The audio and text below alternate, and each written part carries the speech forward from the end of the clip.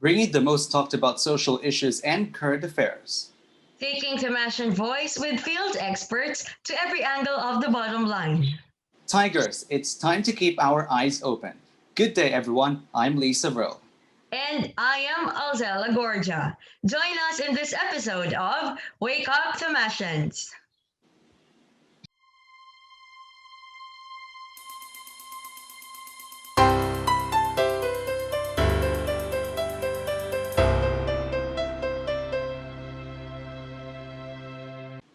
Human rights strengthen people's dignity and allow them to live in peace without having to suffer abuses from institutions and individuals who perpetrate inhuman maltreatment.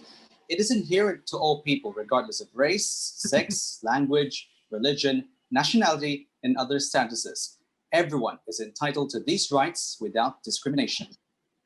It is crucial to acknowledge that the human rights of the Filipinos are protected because of the Bill of Rights. Article 3 of the 1987 Constitution, which establishes the relationship of the individual to the state and defines the rights of the individual by limiting the lawful powers of the state. However, over the years, widespread human rights violations have been inflicted upon many Filipinos. Despite then President Corazon Cory Aquino's statement issued on December 22, 1987, stating that she will never tolerate any violations, much less any gross and systematic violation of human rights abuses didn't seem to subside. During her presidency, 335 cases of disappearances and 146 cases of massacres were reported. The infamous Mendiola massacre also happened during her regime, which brutally claimed the lives of 13 farmers. The farmers were promised the agrarian reform. However, things turned south when they weren't heeded by those in the Department of Agrarian Reform or DAR and decided to bring their demands to Malacanang.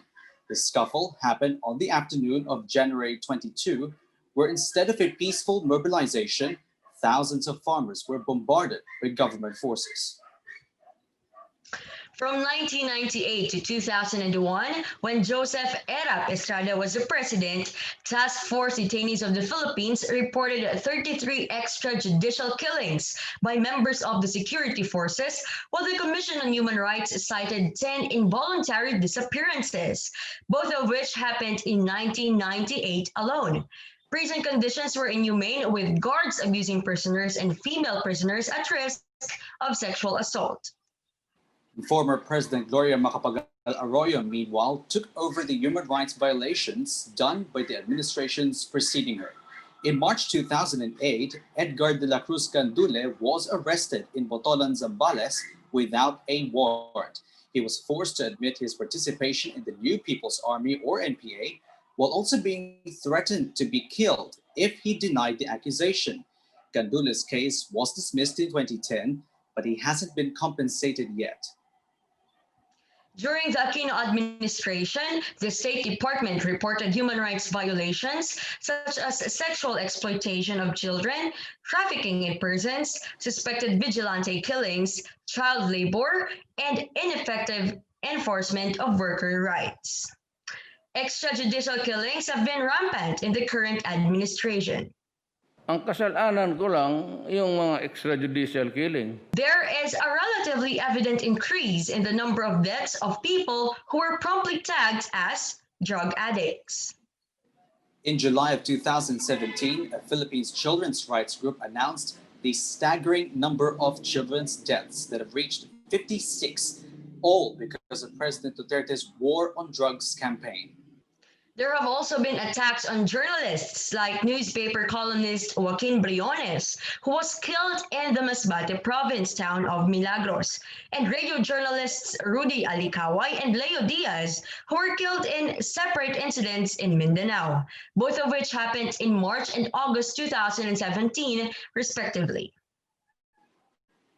All these human rights violations tantamount to the abuses inflicted on Filipinos during Marcos' regime. September 23, 1972, then President Ferdinand Marcos announced that he had placed the entire Philippines under martial law.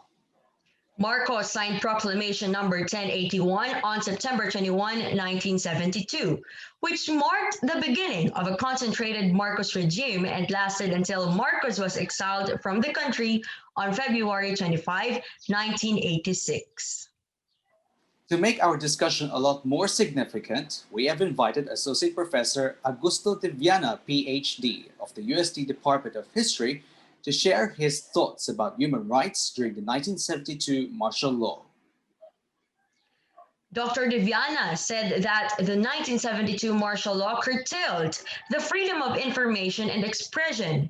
Marcos also took over public utilities and implemented strict curfews to the people. We start first with the immediate effect. First, the media was shut down. In fact, during September 21, there were still rallies going on. At the 22nd, there were still rallies. There's still some movements. On the 23rd, suddenly, everything was quiet. And people were wondering why the radio and television were silent. So before September 23, there's already what you call the order of battle, wherein a list of people who should be arrested were already listed, and they were picked up by the police and the military. There's also a takeover of the public utilities like PLDT and Meralco, because they are seen as strategic industries, and they should be taken over by the government. Of course, there's a curfew. The curfew was from midnight to 4 a.m. So if they catch you in the street during that time, you have to spend the night in prison, in the local precinct. And of course, they will also check you whether you are subversive. If you're subversive, you would stay in jail longer without charge. And those who would even criticize the government or even joke about the government had to spend the day in jail. So that would be the human rights aspect, the social aspect. Number one, you cannot protest. So dissent is stifled. And of course, the perceived enemies of Marcos or of the state were arrested. By the way, all student organizations were disbanded. So no student councils, no student organizations. And also, if you are now employed in the government, you are subject to checks by the National Intelligence Coordinating Authority, or the NICA. Or at the time, it was NISA, National Intelligence and Security Agency. It's a spy agency of the Philippine government. So it monitors people who are seen as threats. In addition to that, habeas corpus was suspended and many of people's rights were not practiced during that time. Human rights, the first human right violation is you cannot call your lawyer, and you cannot invoke your right to habeas corpus because it is suspended. So some of them are really hardline leftists or communists. They wanted to overthrow the government. So that's why I'm not justifying the government or saying that what they did was right. But the government acted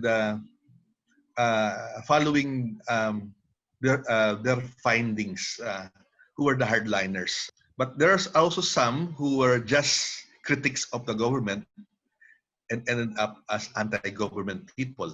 With President Rodrigo Duterte's remarks on his speeches in the context of the situation we are in, private and public individuals look into the possibility of the country entering martial law.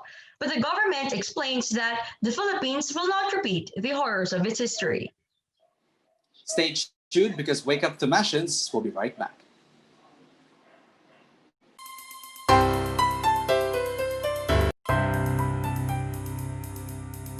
Before the break, we talked about human rights violations in the Philippines. We also had the Associate Professor Augusto de Viana, who shared his thoughts about the human rights situation during the 1972 martial law. Now, let us know what the Thomasians think about the martial law implementation and if they can see the possibility of the country heading towards it. This is Am I Right? Joining us today are Thomasians from different colleges of the university. We have Noriel Beltran from the College of Education, and we also have Ephraim Pamatian from the College of Nursing. Next, we have Ebony Scholzen for the Conservatory of Music. And last but not the least, here's Kobe Kalubakib from the Faculty of Arts and Letters. Welcome to Wake Up Thomasians, Tigers. How are you all doing so far? Kumusta kayo? Ay naman po. Doing Alright. good. Okay. How about the others? Kumusta kayo? How's quarantine? Yes, doing okay. Just finished class Okay actually. naman po. Okay. Let's start with the bottom line here. We want to know, what are the things or happenings that you know about the 1972 martial law? Let's start first with Noriel.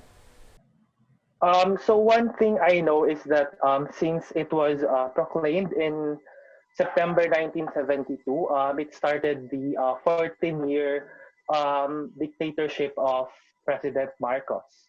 And also that during the martial law, a lot of human rights violations were committed, and as well as suppressing of the press.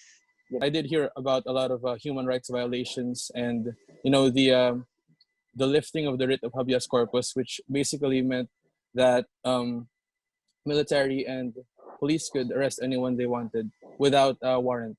It's also important to note that this is the time in which a lot of political prisoners were being rounded up. One thing is for sure, of course, human rights violations, and it was definitely the start of something that was not we haven't experienced yet at that time. Now, I just want to ask, given all the prior knowledge that you guys have about the 1972 martial law, do you think that the concept of it could positively affect our country and the people? Why do you think so, or why not? The idea of totalitarian dictatorship could potentially be beneficial, in my opinion, honestly. But the thing is, it directly contradicts human nature, because as humans, we are innately greedy, and holding that much power just isn't healthy for anyone. And it's always bound for abuse. Now, how about for you, Ebony? I think it will negatively affect the country because in my opinion, yung mga tao sobrang importante nila para sa isang nation, sa isang community. And kapag dumating na sa point na nasa-suppress na yung tao or na-violate sila, it affects the system. Ganun, yung parang yung function ng community. Hindi siya nagiging normal or natural. The thought of having all that power vested into one person, it is a bit dangerous. So positively, there is definitely a possibility that it could have a positive effect, but due to the historical stories or everything that the nation has intake after all these years, well, it's really hard to ignore that when it comes to talking about this concept.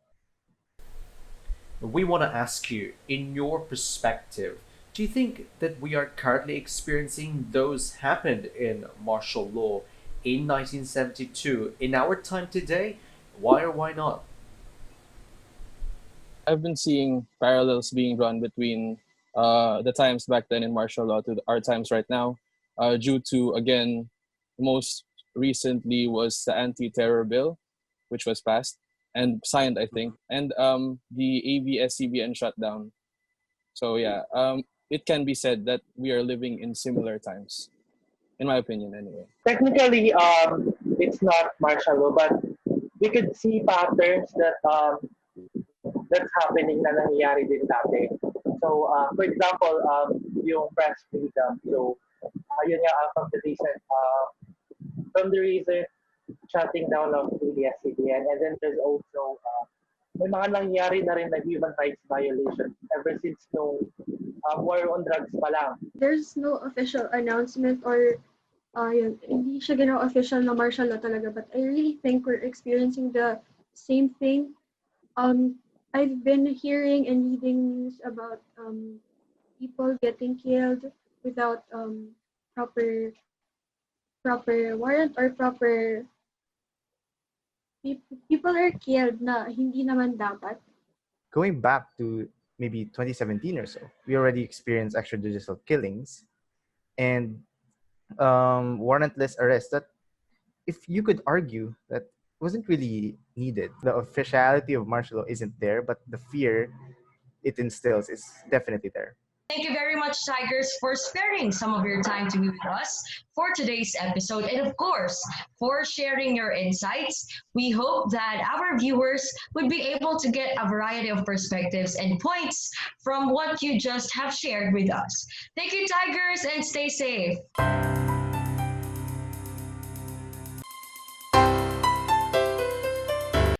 To further discuss the human rights violations, specifically the church's response on the administration's war on drugs, we have Father Bobby Dela Cruz from the Restorative Justice Ministry, Archdiocese of Manila. Welcome to Wake Up Thomasians, Father Dela Cruz. Let us start this interview on a much more personal note. You were addicted to drugs for some time, and only God's love changed you for the better. May we know what you did to recover from that? It was, I think, ano ba yun? 1994, I was arrested. That was the last time I was arrested. And I was just out on bail. So I resorted to hide in Quezon City. Kasi nasa order of battle ako sa Manila. Taga Manila ako eh. But at the same time, I was at the point of resignation, as I told you. Which means in recovery kasi, giving up on life. Parang wala nang mangyayari sa'yo. I've lost hope that things will get better. Okay na.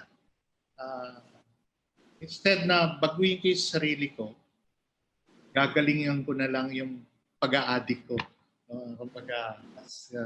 At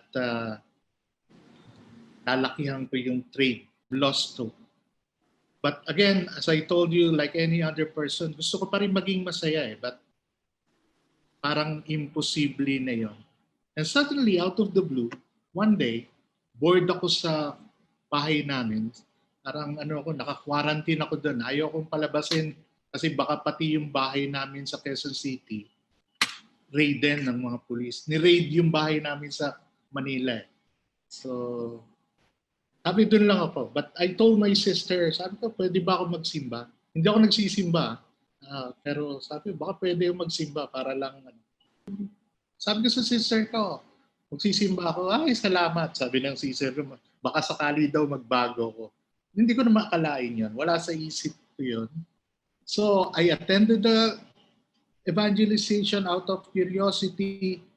I was not expecting anything that will happen. Not knowing what was happening to me, I found myself listening to the speakers, yung mga catechists.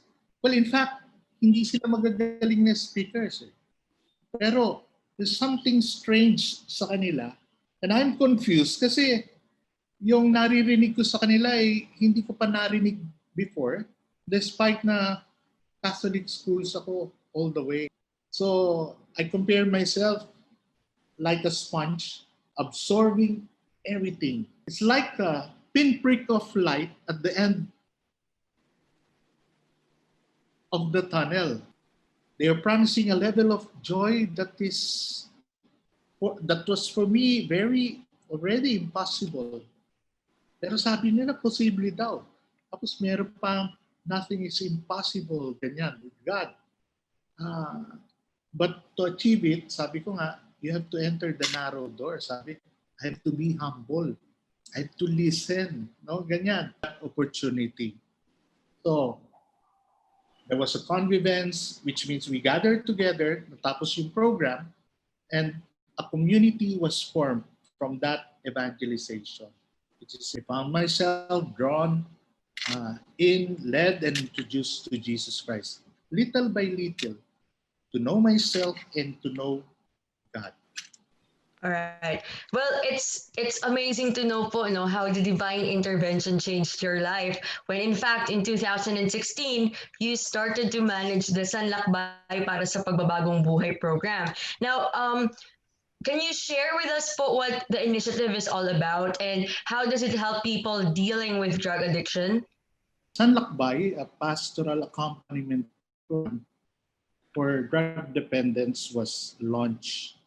It's a special program of Caritas Manila. Caritas Manila is a social service commission of the Archdiocese. So, Sanlakbay is a combination of two words, which means one, journey. By all members of the community. It's not just the family, but the barangay captain, police, kanya, no? And the tanods, kapitbahay, chismosa, magkakasama dapat. Lahat. The very mission of the program is, of course, accompanying and being alongside with the drug dependents. Our mission is not to change them, but to journey with them, to accompany with them. Church needs to accompany, to make them feel the church is present. It's a rediscovery of self towards healing, recovery, and reintegration, anchored especially on gospel values and on Christ's healing love. So this is the center always. It's Christo-centric. How can you assure that all of them will not return to their past habits? Yes. No assurance. We are all free because when our hearts are receptive to His grace, to God's grace, kasi ito lang naman ang dinadala namin sa kanila, yung Diyos. And we believe that through grace, ang tao ay magbabago.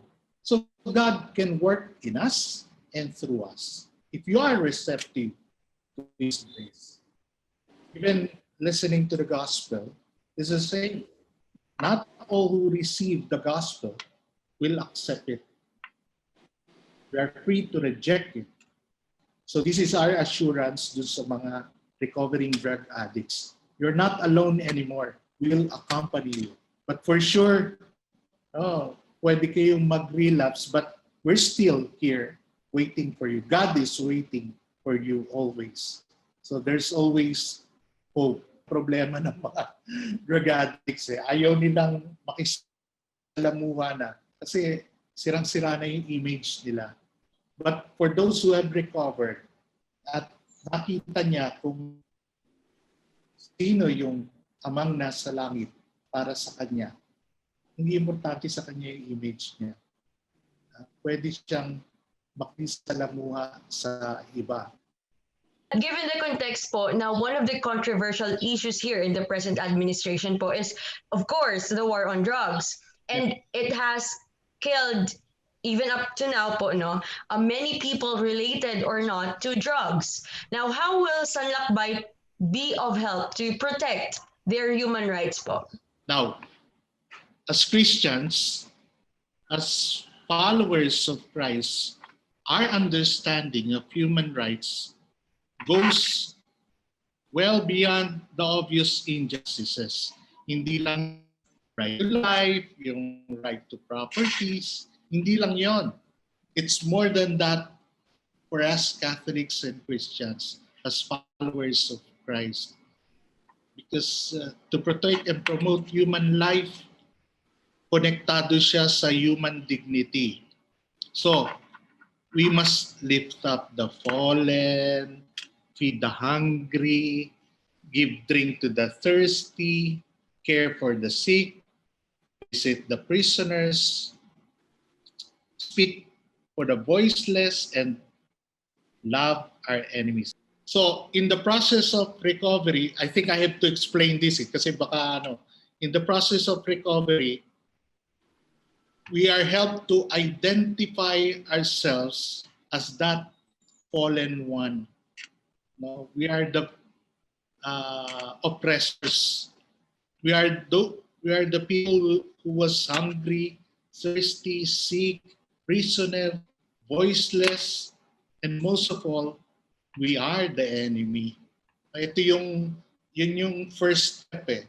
Kailangan namin makita yung sarili namin to identify ourselves sa ganito. Therefore, kapag nakita namin to, it will be the foundation for us to have the capacity also to love the other, to forgive the others, to respect their rights, respect their properties, their life, mga ganyang bagay. Mahalaga yun sa amin and even our enemies. Because we could be merciful if we receive forgiveness and mercy. What is your advice po to those people who are dealing with drug addiction at this point? The whole society has to get on board. The whole society. Hindi to problema lang ng yung individual o kaya ng family o yung government alone o yung church lang. Hindi. Buhay ito, no? We must assure them that this tragic situation can be overcome through proper recovery and restoration. And at the end, yung relationship with God Himself. And that with the power of God's love, they can create new lives from this brokenness and past weakness and failures. And that wraps up today's episode. We hope you've learned important information that will aid you navigate our society, especially when reminiscing the terrors of the past and give honor to the people who fought for our democracy. And above all, we recognize and salute the Filipinos who have shown no fear in asserting our rights to speak and paddle through the waves of impunity and abuse of power. Thomasians, it's time to keep our eyes open. Once again, I am Lisa Rill. And I am Alzella Guardia. Join us again on the next episode of Wake Up Thomasians.